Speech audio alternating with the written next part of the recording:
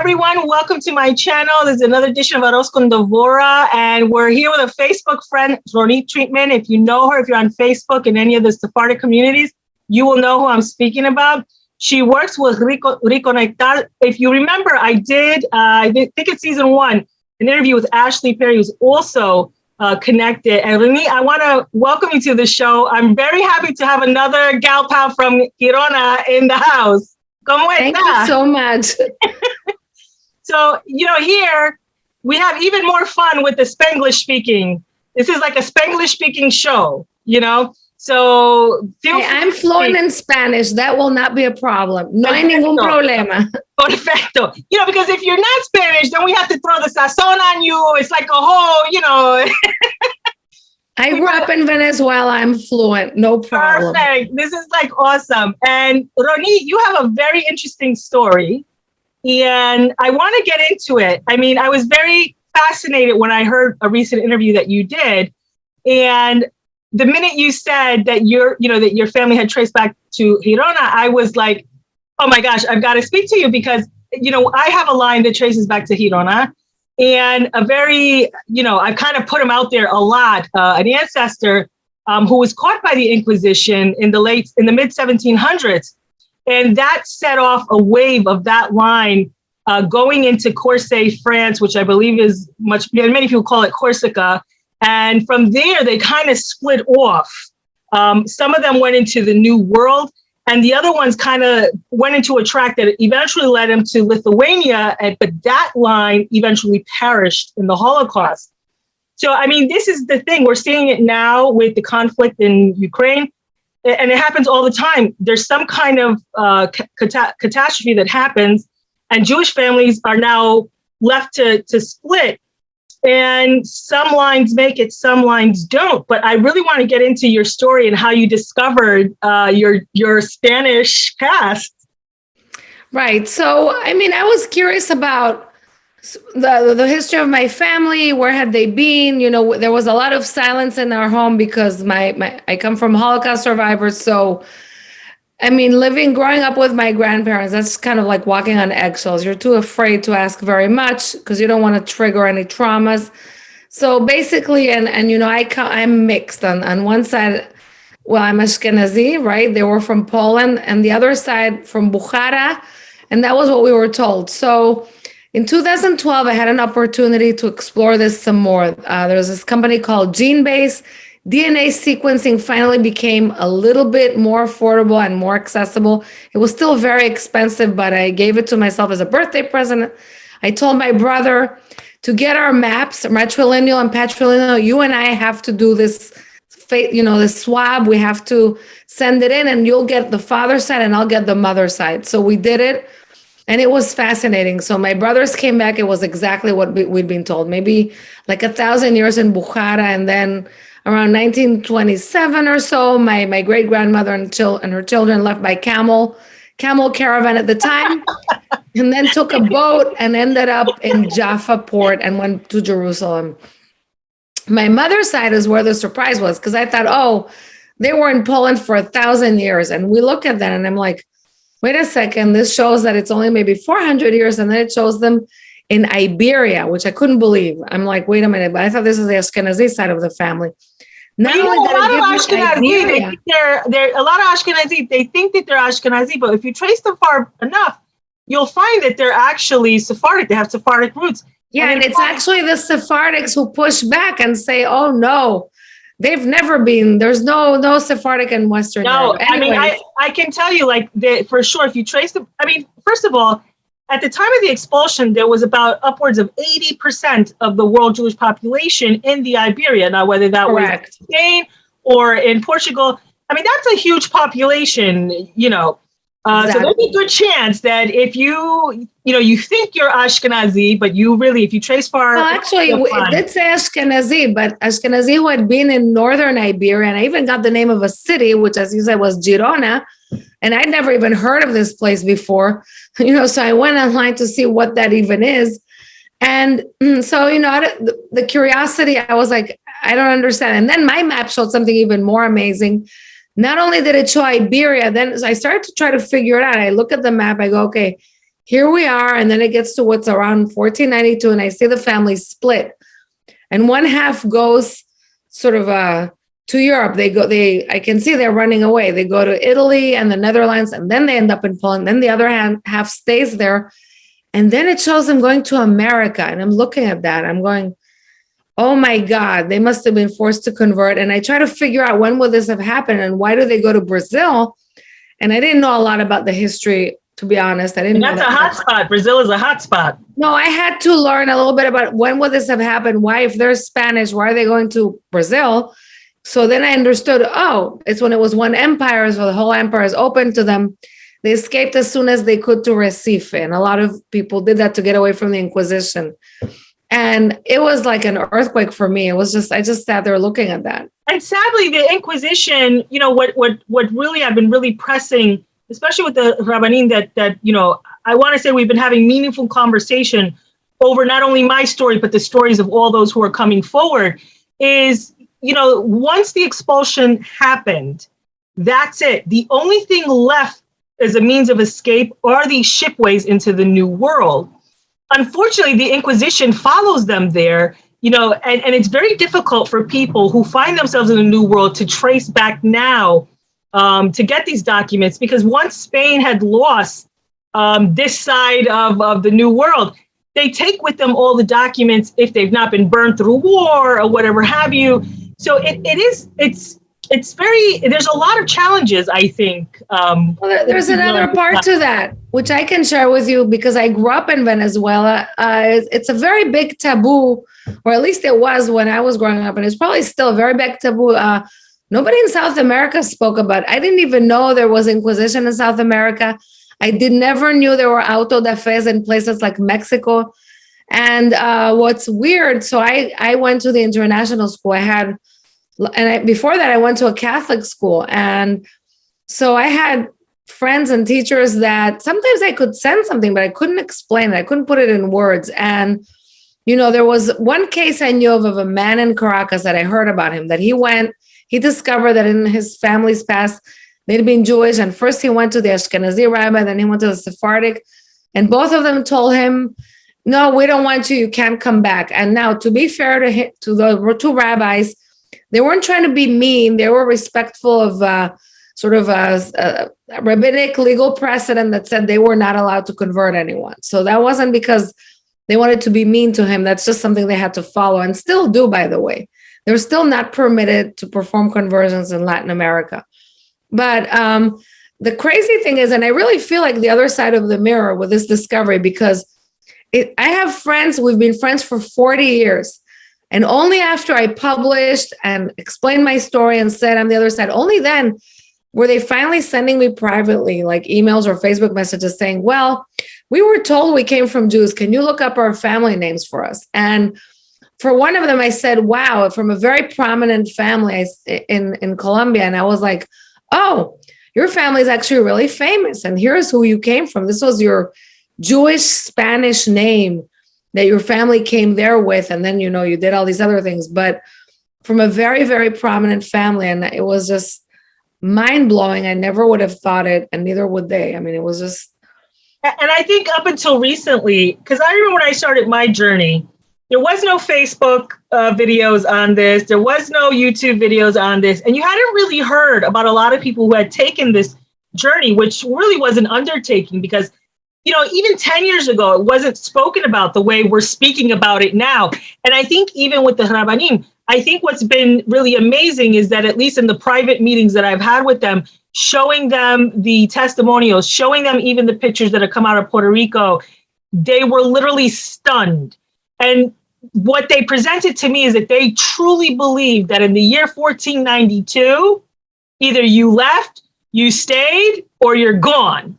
And that's what I was told by my Sephardic friends in Venezuela. And the other thing I discovered from my perspective is, people are so used to thinking of, oh, I come from a family of forced converts, and it's such a stain in our past that we were Jews. I'm like, excuse me, I have news for you.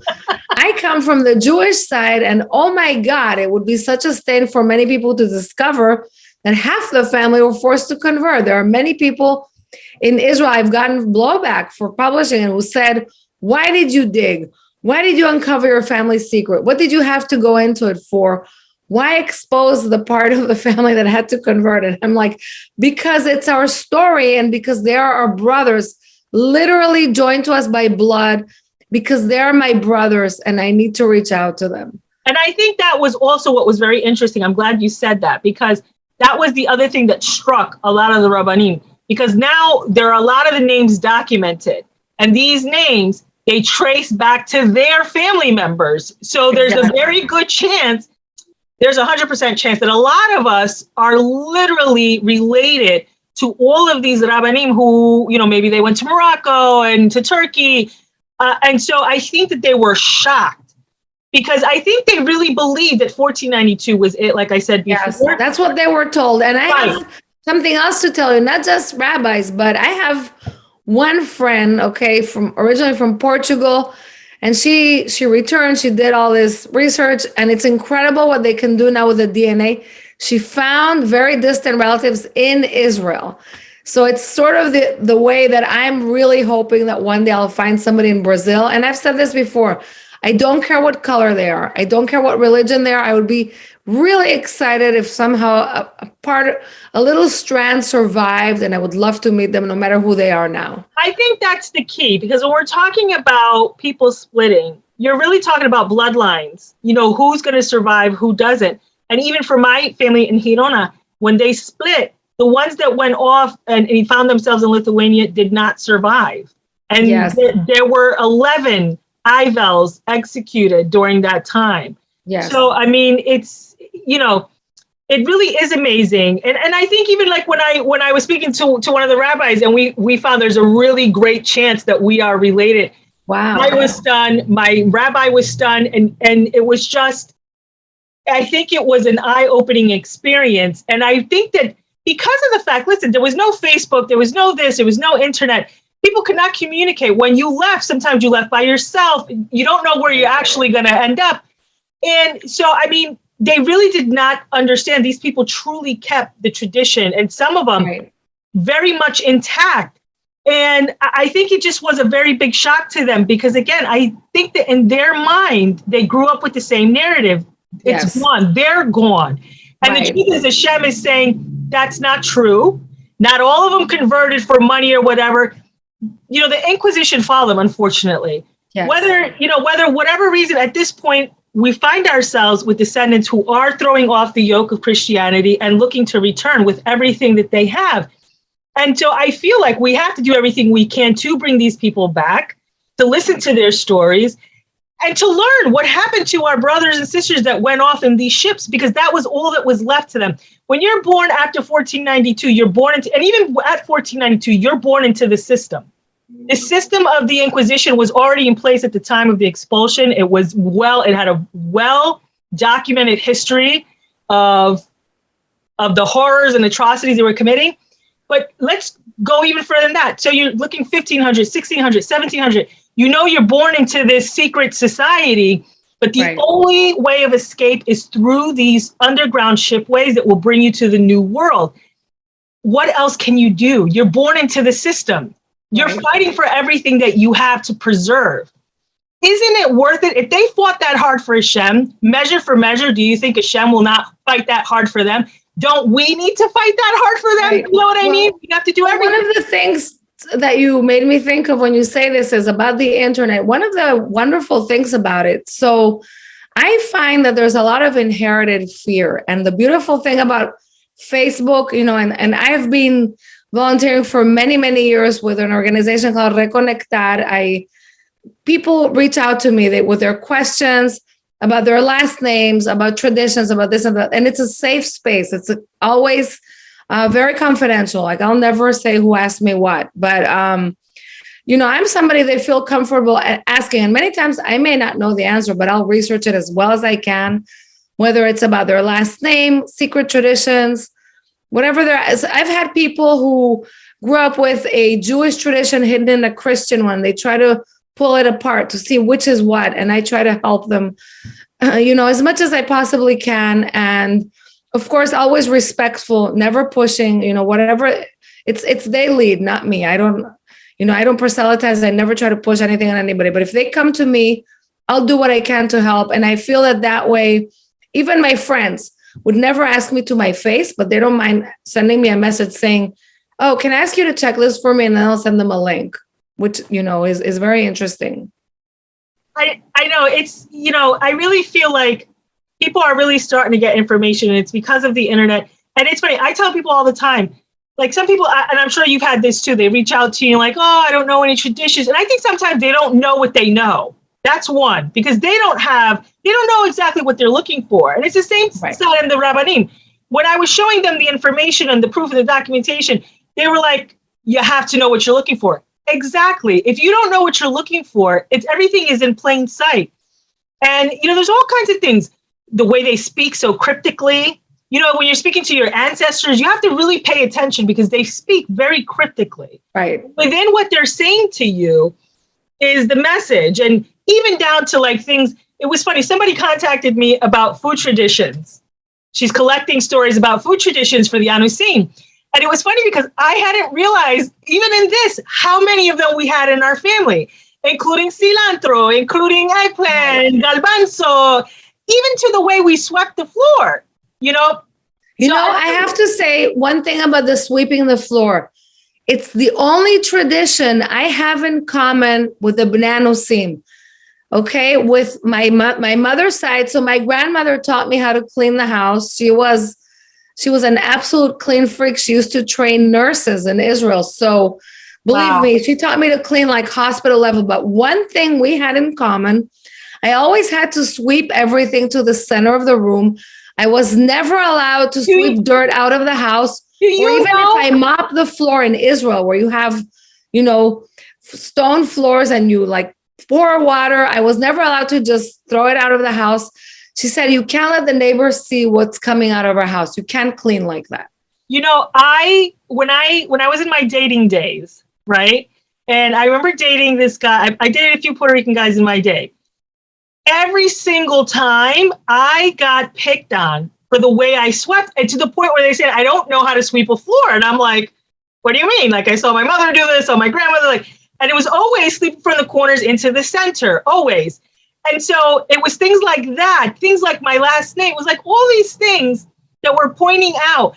And it's funny because I think, I'm always, anybody who's watched this show and knows Arroz con Devorah, which I should actually do a cooking segment on it because it is Arroz con Devorah, but, I'm always saying sofrito, sofrito, sofrito. And unbeknownst to me, like, I really had to think about it. My aunt said, pues, sofrito is like, it's a cilantro base. It's like there's so much cilantro in there. They used to stand in the churches in Spain and say, if we see cilantro, we're going to burn you. It was to both the Muslims and the Jews who used it both medicinally and for food. And today, even, it's very controversial in Spain. There was an interview with a Spanish chef who said, I'm bringing it back. People are still scared to cook with it. It's still left. It's funny because when I went to Spain, I went looking, I'm thinking I'm going to make sofrito homemade, right? While I was in Spain. Couldn't get the ingredients. You just couldn't get They don't grow it there in their I was shocked. I was shocked. I really was shocked. And that's what I'm saying, that sometimes there's things that I'm still discovering, right? There's like every day I'm discovering, whenever I speak to somebody, and I'm like, yes. But the food, I mean, who would equate that? And it was funny because my grandmother's cousin was telling me about how the minhag of roasting the pig outside became a thing in Puerto Rico. And he said that when the holidays were coming for the Católicos, because they used to come through, to wave and say hi to everybody, and they used to roast the lechon outside, right? To say, see, yeah, look, we're doing the pig, and then they throw it over the montaña. So it's like, it's all these little things that I think a lot of, and it's not just Puerto Ricans. There's a lot of people all over the Caribbean and South America that they do these traditions and they don't even realize that they're Jewish traditions. Right. And I think it's so important that these conversations are happening because it gives the information to the people to say, oh, yeah, we did that too, Right. And in Venezuela, I remember that it was always that thing when they would say bendición. And what is bendición? Yes, I mean, you're asking for the Kohanim blessing. Yeah. And I it's so funny. My mother, even when her grandmother died, she said, dame una bendición. And she literally told her, give me your hand. She put it in between her legs. And my great grandmother put her right hand over her head and literally recited the Brija Kohanim to her. Exactly. And so even my mom was taken aback by this because she was like, wow, like how much they were really holding on even up to my day. And, there's a lot of things that people still don't realize. First of all, the Office of the Inquisition is still alive, right? What they're doing. Yeah, well, that German Pope was, that was his prior job. He was the head of that. And that's what I'm saying. So we don't know what's still going on, what threats these people are under. Still, though, they did open the archive, and now we get to at least examine it. Which you got to wonder, like, Hashem really, like, what would make them do that? I mean, the horrors of their past coming forward, Well, I have to hand it to Pope John Paul II. He got it to happen, and he was one pope I actually was very admiring of. He just opened it. I really hope that more of the information becomes available, because I know they opened it on a limited basis, and I hope that they really open more. And I really wish that the governments, it's so difficult because I think, what's the plan to get these people the information is one. Well, I know it's being digitized, and they do invite you in. When I visited Girona, I was walking around, and somebody mentioned, I forget who it was, told me, that archive, it belongs to the city and it's here. And if you like, you're welcome to visit and explore it. Well, I didn't have time during that visit. I wasn't there for a long visit, but let's say I were spending a while in Girona, I would have definitely tried to look through it. Although I don't have any names to work with, unlike you. I don't know what name I'd be looking for. This is exactly my point. Do not give up, because I did not even know for years. This is how this whole thing started. For years, I was on my grandmother about what was the name of her mother, and she would never tell me. And in fact, her reaction every time I asked was like, and I'm like, pero what's the novela? Why are you like, she's like a telenovela, like, everything is so that her reaction, that's what triggered me to say, and I actually thought, Ronit, listen, no te ríes, right? I thought when I was little, because I asked, how did, the famous question, how are babies made? Oh, the stork brings them. So I believed this, right? Until I realized that's not what happened. So, okay, Grandma, who is your family, right? And when she kept making this reaction, I really thought we were in the witness protection program, because they were calling her by a second name too. That wasn't her name. My mother had a different name that wasn't her legal name, and my aunt's. So I'm thinking, oh my gosh, maybe we're witness protection program people, right? Like, and I'm just not knowing. So I say to anyone, if a girl que estaba tan tonta como yo, that didn't even know, right? Anyone can do, like, eventually, like, Bezrat Hashem, you can do it. If you push, you can do it. But there's no question, from this time until the Inquisition, it's very difficult. There's no question, especially if you're talking about the New World, because there was so many paths, and a lot of, especially for the men, because the men, a lot of them were on these pirating ships, and they were on the trade routes, and they were going wherever. And so there's no question, it is very difficult. But collect all that you can, learn what you need to learn, because you can find the information there. And for you, like, look, and I think you had the same kind of thing. For years, I did not want to go to Spain. There was some kind of like... Oh, well, I did that in solidarity with my Sephardic friends in Venezuela. So in Venezuela, half the community was Sephardic. The other half was Ashkenazic. And I remember, my friends from the Sephardic community were the ones who told me about the expulsion. That wasn't really taught back then. And they even had like the key. They knew where they were from. They looked like Don Quixote. I mean, they were these very white, very iconic Spanish looking Jews, and with the last name. And also they only married people from their own community. It was a whole thing. Yeah. But, out of solidarity, I was like, well, why would I want to go to a place like that? And also they told me there was a cherem, 500 years, we're not going. Right. Well, anyway, the cherem finally ended, right? And it was after that I had even made my discovery. And I said, well, I was never going to go at all, even after I didn't need to go there. But my curiosity is strong. I'd like to go. And so I finally did. And I mean, what did you see? Did you find people who, that were from the town, Did you find any traditions there that you were hidden in plain sight? What did you find there? Oh, it was an amazing visit. First of all, it was weird how I felt right at home. It was very, very strange. So I get there.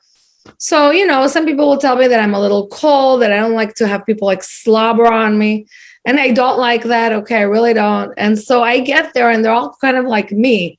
And I felt very much at home there. And, we did the tour of Jewish Girona, and I talked to the man who worked at the bookshop, and he was talking in that cryptic way you were telling me about, like, oh, well, my last name is Chikoira, and some people say it means chicory, and some people say that Jews had last names of plants, but I don't know. That's kind of the way he was telling me this.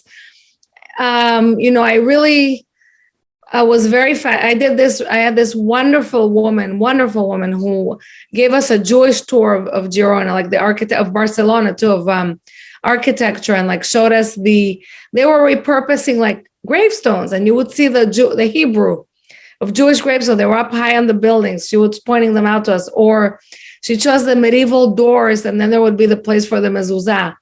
So there were, and in Girona, there was this well also from repurposed stones. You could see 7 hewn parts for mezuzahs, and people would point these out to me. And in the Jewish quarter, like how was it discovered? There was this poet who was convinced that he was rehabbing in the 70s. He said, I know that I'm on top of a Jewish structure. And they dug down, and I think it was the rabbis or the synagogue. It was something like that. Were you shocked? Was I shocked? I wasn't entirely shocked because I already knew they were starting to discover this before I went. Like I went to look at it. I was shocked that I felt so at home. I was shocked at how connected I felt to the people from Girona. I was more shocked. They're famously closed there. When one of them finally told me, we consider you one of us, I was very, very honored and shocked by that. Yeah. I mean, I think it is very, it's funny. I remember when I went to Gibraltar, and the homecoming I got, it really was and what I thought was special is because there's a portion of my mother's family that comes from Sevilla, which is also where a lot of these people were from, Sevilla. And it did really feel like a homecoming. And you felt, they spoke your language. They believed the same thing you believed. They had the same history you had. It really does. There is something, and it's really on a neshama level, because there's really no words to articulate what's going on, because there's all this emotion. No one's saying a word, but there's all this emotion, and you do feel like, you're at home. And for me, it's always like, it never stops being surreal for me. Even when I hear someone else's story, it never stops, because the tenacity of the Jewish people to survive and to fight is it's unprecedented. There's nothing like this in any other nation. And I think that's what makes Klal Yisrael so special. And it has been like an amazing privilege. I can't even, and privilege may not even be to be part of just any part of any meaningful, part that you play in someone's, discovery of their identity. It's meant everything to me. This is, I remember when the Rav said, you have to tell your story. And I felt like that's the way it started, but it's evolved into so much more. And there's so much to do out there. And I think that's been the case for a lot of us who are in this, Well, you never know why your life unfolds the way it does. So for me, I mean, here I was, this little Israeli girl, because of my father's work as an Israeli diplomat. We were living in this city in Venezuela that really didn't have almost any Jews. It's called Maturin, sort of in the east of the country. And I go to Catholic school because that's the school there is. And it's funny, I still remember that I didn't speak any Spanish. And it really was like a Jesuit school. Our teachers were all nuns, who I have tremendous respect for, by the way, outstanding teachers. And I learned Spanish one-on-one with the head nun there. And I remember in Israel,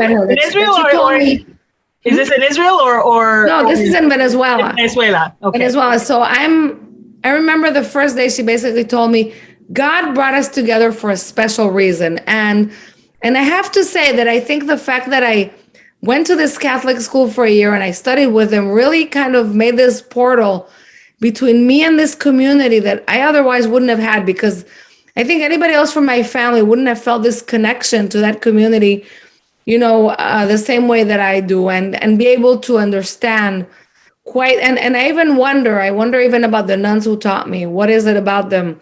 Because there was this weird excitement about having me, and they were not proselytizing to me. That was their deal with my parents. They knew that my dad was a diplomat. They never tried to make me be Catholic or pray or anything like that. They just taught me, but there was this weird happiness about it that it's still difficult for me to understand. It's funny that you say about this weirdness, because I remember one of my grandmother's cousins telling me, now they've got to be like in their 70s or their 80s, but that they had cousins who were sent to the nunnery in Cuba. And they were actually there at the time of, Fidel coming in and taking over. Wow. And in fact, one of them was injured gravely, like when she had to ring the bell because they were coming, and she fell from the parapet, and they actually got into a lawsuit with the Vatican over this. But there was like things like my grandmother used to say, like the priest is a Jew. And she would say these random things about the Catholic Church. And so it always made me wonder, especially when you're talking about Latin countries, what's really going on? It's almost seems like it's not fully Catholic. These are things I just sensed. I couldn't even explain them to myself then. But I just know that when this revealed itself to me, I was just emotionally, it's difficult to put it into words even now. It was really an earthquake inside me. And I just had this rush of emotion. I just said, I have to, not only did I discover this about myself, but I didn't know still that there were descendants left and they were doing anything. And what happened was I published about this in the Times of Israel, about like discovering this and my trip to Girona. And then somebody from Barcelona befriended me in Facebook and revealed herself to me. And she was the first one who basically said, well, I'm descended from these people. And I live in Spain, and we always have, we never left. And wow. I just shook. I sat there shaking in front of the computer and thought, oh my God, these people still exist. I still didn't think they did. I still thought, well, it was something. I mean, how long ago did the Inquisition end? There's no one like that anymore. Yeah. And, I think I remember again, like, I remember even when my Rav sent me in 2019, and I don't know why, like I wanted to hold on to the doubt, like maybe I misunderstood, maybe I was making too much of it. And and then the information, it was like Hashem was opening everybody's mouth, and I'm listening to it, and it felt so surreal because I couldn't believe, like I thought that perhaps they would be like Jewish, right? Like maybe they had some customs, maybe, so they're Jewish. And mamish, I was like looking at Jews and everything that they did and continue to do. And the fact that it wasn't just my family, it was all of them in this together. Right. And it was just mind-boggling because I had to dig deeper. I mean, it really makes you, because I also, like when I was starting to come back and the rabbis were telling me about the Inquisition, and the big narrative that was coming out is that, much like a lot of people get, these people who became Christians did it for money and for this, and there was already like this barrier, like this anger against my own family, right? Nobody ever mentioned that to me. No one ever talked about doing it for money. It was, I have heard some, and I don't agree with it, by the way, very unkind things from sort of some Jews who say, oh, they should have just died. Yeah. And I said, no, if you look at the Rambam, he said, you know what, you survive and you keep going. And he even did that. Right? At the end of the day, I don't really focus anymore on who should have did what and why. I think what Hashem, at least for myself, is putting in front of me is that there is a person who, like you, has this ancestry and they want to connect to me as a Jew. Right. What are you going to do about it? And I think that is where the focus has been for myself. Right. And whether their family, and I don't believe that and I'll be quite honest with you, not after like all the stuff that I've learned and investigated, in fact, the majority of the Jews did not do this for money. They did not convert for money. this really, I think, in their mind was a necessity. That's not the thing I or most people think about that at all. It's more, I actually am amazed at the risks people took to preserve any of it, really. And the hardship that they endured coming here. It was not like a fairy tale. We're coming to the new world, a new life. There was a lot of hardships that I think have never been told. Oh, there's a reason that, I think that the church looked away for a long time. For example, in Mexico, with the difficulties that there were to settle it, I don't think they were looking too closely. Yeah, I mean, and this is, I mean, I'll be quite honest with you. I think the only one that was really looking closely was like Torquemada, right? Oh. Like he was really looking closely. Isabella was looking closely. I think once they died, you start to see this like turn away, even from the monarchs. I mean, they were very interested in getting the financial, windfall that comes with having Jews somewhere in your pocket, the way they see it. And, it has been a lot of countries for whatever reason. And I believe it's because when Spain left, they probably took a lot of documentation.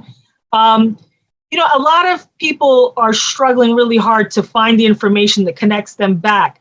But I would say if you're feeling this connection and start learning what you can to come back, and it's been the case for a lot of people that I know that have gone through the conversion process, and then Hashem opens this whole world for them.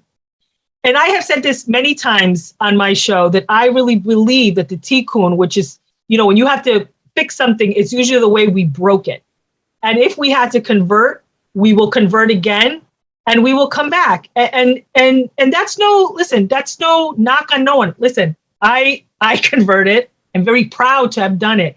I chose to say for myself, So I went to this beautiful ceremony of return in New Mexico once. We were invited, and it was so moving because it was the first man who returned to Judaism in Barcelona, and he used the ocean as his mikveh. And he basically officiated, and he made this beautiful sort of diploma, and they were inspired by what used to be done in North Africa. They used to have ceremonies of return for people who, quote unquote, converted. And then as soon as they could, they got away and they went to, North Africa, anywhere they could. So it's very difficult to be able to trace the documentation to show an unbroken matrilineal line. And if you can, you know what? I don't think it's a big deal. I don't think it's a big deal. I personally don't either. In fact, Hashem really loves the convert, and he mentions it more than Shabbos. Like, we don't call anyone that, by the way. Okay, halachically, once someone has converted, they're never referred to as the convert. Correct. That's not okay. They're just as Jewish as everyone else. Correct. But at any rate, I don't feel any stain for having come back this way. I'm happy to be back, and I am so, I thank Hashem every day. Like, I'm so happy, especially when you're getting all of the letters and the feedback from people who have not yet returned. And this is a real pain. It's not something that just goes away. It's not willy-nilly. It's there all the time, and it's with them. And especially now, we're coming on Purim. Purim is a holiday that many of the Anusim, really connect with. Esther Malka being the first Anusah. And so I have to show you, and I can send you a better photo of this, by the way. But I did publish an article because during my trip to New Mexico, so I discovered this Santero, very famous. He has his work as exhibited in the Smithsonian, and he does Saint Esther's, and that is the patron saint of the crypto Jews. And Purim was a very important holiday, and it's all about hiding until it's safe to come back out. It was the first holiday I celebrated unbeknownst to me about even fully what my Jewish past was. It was the first holiday, and I always find it so special because I remember it was the first holiday. And I remember the moon being full. Like, I remember everything about that day, and it was in a beautiful ballroom. And it was like my favorite holiday. And I really think that, keep fighting. All those who have not returned, keep fighting. Learn what you have to learn, come back. Well, that's the thing. I mean, so for people who have not had access, right, for such a long time, it's very understandable that they either have things that are mixed together with Catholic things or don't know. And so, look, we learn every day, right? I mean, even those of us born into the Jewish faith, what do? We have to go learn every day. And now we have more access. Even I mean, we have things available on the internet we didn't have before. So now there's this wonderful site. It's called Sefaria. If you'd like to learn Talmud, it's translated. Yes. You can access it. I would never have had access to the Talmud before that. Okay, I used it. There's an app for it too. You can put it on your phone and take it with you. They have all kinds of source sheets, commentary. If you want to learn a lot of things about Purim, it's a fabulous place to do it. So, that's the beautiful thing about Judaism. You learn all the time. And it's really a privilege. And you never stop learning. And I think that it's really amazing, what we're learning about our brothers and sisters who had to undertake this journey. And really, we did not know what happened to them for all these years. And their stories are starting to emerge through their descendants. And it's a really beautiful thing because we're really watching prophecy. Barbanel had said that in the end of times, they will return. They will seek out Hashem and return. And we're seeing that, and we're seeing it. And every year, I feel like it's exploding more and more and more. Like even from the time that I first came out with my story publicly, and from that time to this, even what I learned about myself, it's been incredible. And we're always evolving, like you said, we're always learning. That's what we are in Judaism. We're constantly learning. And it's just been an amazing journey. What do you see for the future now? Where do you see us going as a community now? Oh, I think that there are more and more connections between the Bnei Anusim, the descendants of Spanish and Portuguese Jews, and people like me who were born Jewish. To be honest, in Israel, most people still don't know anything. Most people don't know anything about the Inquisition. They don't know anything about even the remote possibility that there could be anyone left. So it's not even, antipathy. It's just complete lack of knowledge. But I think that slowly, there will be more and more awareness. I can't wait. I pray that Bezrat Hashem, I'm going to see that. But speaking of seeing, you have some interesting things coming down the pipeline. And I want to get into some of that because you came out with a new book. You've got a new website that's ready to launch. And I kind of want you to take us into that, what it's about. Give us the information. I'm really excited to hear this. Right. So I was inspired by my work with Reko Nektar because people would email me all these questions and we just talked about education. Well, as I said, and you'll see in this book where I one of the things I say in my philosophy, I said, well, some people are scared because they don't know anything. And this is this was really written for those communities, people who are not welcome in synagogues. I get a lot of people like that in Latin America who I know they're not welcome. And I say, well, that's no excuse not to learn, and you can learn on your own. And so this book is basically for anybody, whether they have kids or not. It's for every age. If you want to, I sort of built it around Jewish holidays, and I said, well, you can still learn and you can celebrate on your own, right?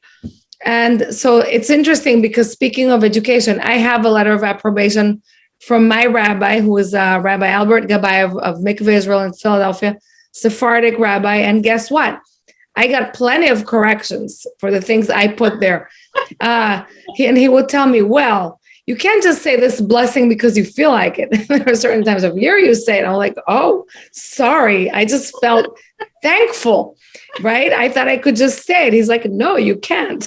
So including me, everyone gets to learn all the time. Yes, that's how you grow. It's a never-ending process.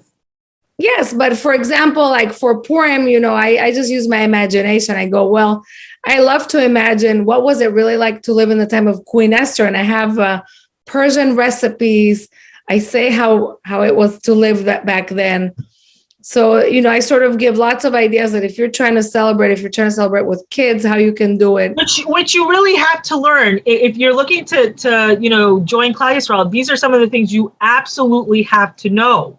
Like at the time of the mikvah, you have to know these things, which is why I think a lot of rabbis say, like, you have to stay in the community, in our community, for a year before we will even put you through the mikvah. Right, and a year isn't that long. It's not long. It really is even not the basic.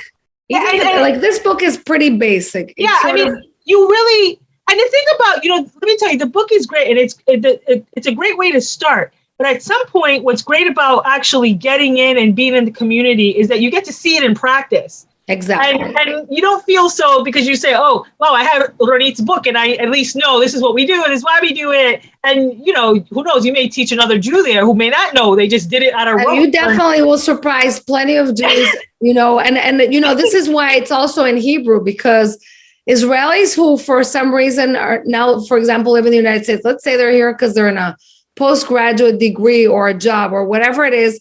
Well, they always got to coast, right? In Israel, if they have kids, they just send them to school and somebody at school would explain it. They've never had the responsibility. And I felt unprepared with my children. They feel unprepared. And this book breaks it down really quickly. What is it? What do you do? What blessing do you say? I grew up in a secular house. We never went to synagogue. I didn't know any of the blessings. Okay. I didn't know how to do Shabbat service. I certainly didn't know any of the other holidays. So it's for people who don't know how to read Hebrew, not a problem. I have it transliterated. And it's not, there's a lot to learn on Shabbos, and it does depend even if you've got small kids. Like I always said, when I came back, my kids were grown. But if I had to go, I would have been so overwhelmed coming in with a baby and you can't squeeze this, you can't do that. And I'm like, mamash, there's so much to learn. Well, I didn't get into it that strictly. My thing is not that strict. It's basically, and actually one of the corrections I had to do, I have a fun idea for Passover, which is, why don't you bake matzah the way it was done in Egypt before they left, which is like a pita, right? And he made me say, okay, this way is not kosher for Passover. I didn't do the whole strict 18 minutes, this, that. So my activity, it's all about you build a biblical oven, you do it the way it was done, but don't do this for Passover, because you have to buy kosher for Passover matzah. This one's not going to be. This is just the experience of living in Egypt. So tell us, what's the name of the book, where we can find it? So the book is called Hands-on Jewish Holidays. It's available also in Spanish and Portuguese and Catalan. I had it translated. I self-published it. It's available on Amazon. I kept it as inexpensive as possible. I'm selling it at cost. It's available also as an ebook. It's free if you have the Kindle app. So if you just go on Amazon, you can look up my name or the book, you'll find it. And actually, if you're watching this on YouTube, you can go down into the description page and there'll be a link, Bezrat Hashem, there'll be a link there for you to just click on. And Bezrat Hashem, there'll also be a link for her website. Yeah, it'll be launched again very soon. I was just going to say when it launches, because it's not quite up. What's the name of the website? What is your website all about? And the website is also called Hands on Jewish Holidays. And it basically has a little bit about the book. It has some of my YouTube things. It has some, I'm planning to add more new materials. So, I'm trying to add something to every holiday. There's a lot of parts about my work with the Anusim, with the Jewish roots. It's been a big part of my work in the past over 10 years already. And it's amazing that it takes really that long to put everything together when you think about it. Well, I already had an old one, but it just was huge and it was outdated. So we had to make it more modern, more contemporary. Yeah, and not only that, you quickly realize when you're speaking to your children or your grandchildren at this point, who your grandchildren probably could have made the website for you. They're so computer literate. But the name of the book and the website is Hands on Jewish Holidays. Bezrat Hashem, there will be a link down below. Please check out Ronit and Ashley Perry. They are on Reconectar in Facebook. I believe. Yes. In any other they're place. All welcome to join the community of Reconectar. And if you're there, and if you have questions, if you send us a message, it's very confidential. We'll do our best to help as much as we can. And if we can't help, we'll find you somebody who can. And it's a really great place because there are a lot of people from this community it's not just everyone that's come back. It's people that are just discovering, people who are on the journey. People who have just a question, who are just curious. Maybe they've read about all this stuff about Sephardic citizenship. And, I've had people who will say, well, there was this rumor. But, I never dared ask anyone, but I'm going to ask you. It can be and they'll send me their last name and say, what do you know about this name? And there's been a lot of research about last names. So I'll send them a scholarly thing, not my opinion. I don't have an opinion. I'm not a scholar of this, but I'll find it for them. And so I want everybody to know it is really, I've been on there again, a lot of people, it's really great, and how much information gets posted about there. They do a lot of articles, and a lot about the history of both Spain, Portugal, and even other places as well. It's not just limited to Spain and Portugal. If it has to do with the Sephardim and the Anusim, you're probably going to find something there. And there's it could be Hamburg, it could be Amsterdam, it could be London, it could be Goa. I mean, it'll go around the world. And I have a feeling Goa will be the next explosion, right? Like Goa. Goa is very fascinating as well. So it would their empire really, if you look at how they did their trade routes, it went everywhere.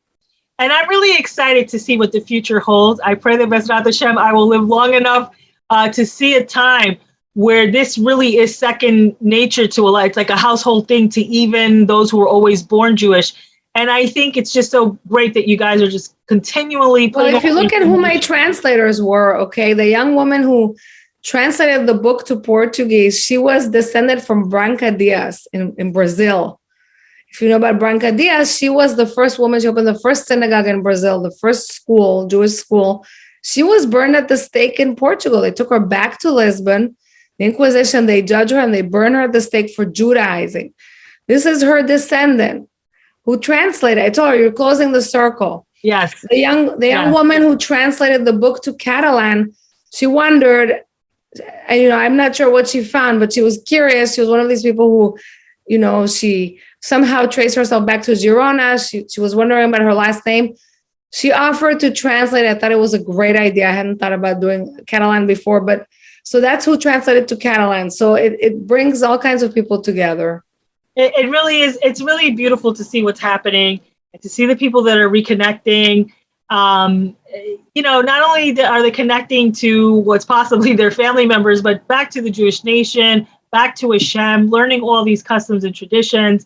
And it's very interesting because it's not just the ones for the Spanish, it's the Portuguese, it's the Italian, it's the people from Amsterdam.